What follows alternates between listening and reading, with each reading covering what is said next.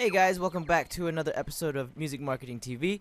I'm Dan D, and thanks for tuning into tips and tricks for post-production. In this video, I'm going to show you a cool way to make sure your full auto gunshots sound real. Alright, so we've been working on this Matrix lobby scene for a while now, and we're pretty much at the shooting right here. And he's shooting everybody up, and he's just holding down the trigger. Now, if you're dealing with one-shots, meaning, one-shot samples that don't have multiple gunshots in there, that's fine, right? It's easier to line up and, make sure all your gunshots are timed with the picture. But it doesn't sound realistic. Let me give you an example. If I play that does not sound realistic. So what we're going to do is, we're going to make that sound real. I'm going to bring it into the piano roll. First of all, go check your motion picture here, and you gotta make sure you know your guns. So right now, he is holding an MP5K. It's a very small weapon, and the caliber is 45.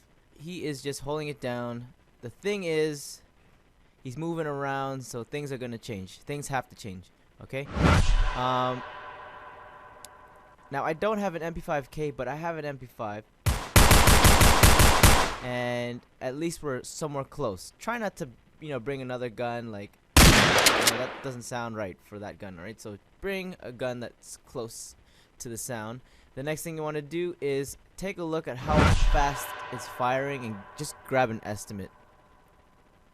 It looks like he's going about 15, 16 bullets per second. We don't really know, so we're just gonna go there and estimate. And 15, 16 sounds kind of like this.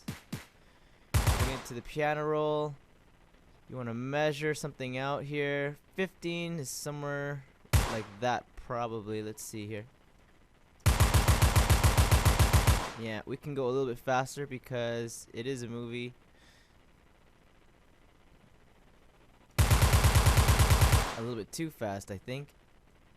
And let's zoom in to make sure we get those fine increments. A little too slow. There you go. Good, let's copy that. Actually, first let's move this over. Just a little bit of space. Copy, paste, and just do it for a very long time so you have an idea.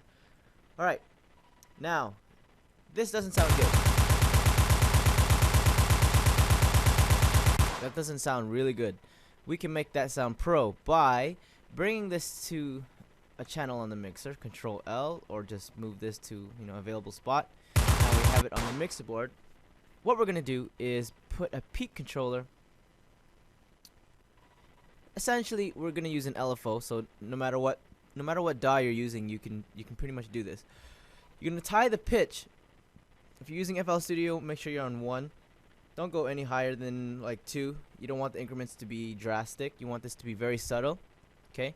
We're gonna right click, link to controller, internal controller, go to LFO, and just hit accept. Now we gotta move this so that's in the center. Use your hint bar here at the top to see if you're at 50%. Then you're gonna move the volume tab slightly. There we go. Now I'm gonna move this back a bit so we go below.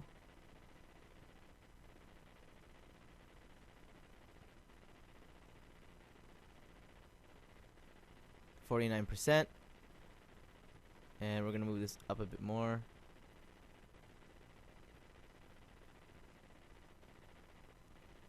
So that's good right there. Okay. Notice how it's going back and forth. Now, we don't want it to gradually go into different pitches. We want it to be totally random.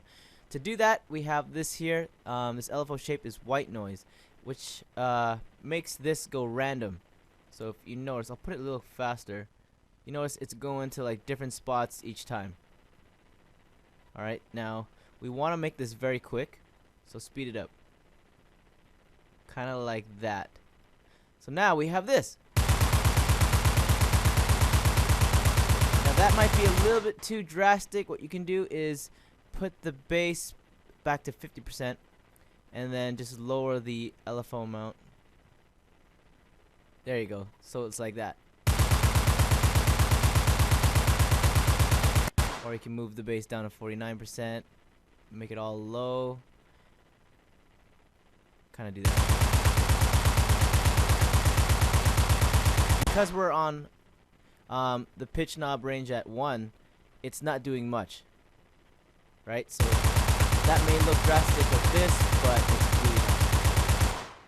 So there you go. That's pretty much it for this tutorial. Kind of like humanizing gunshots. Actually making realistic full auto gunshots.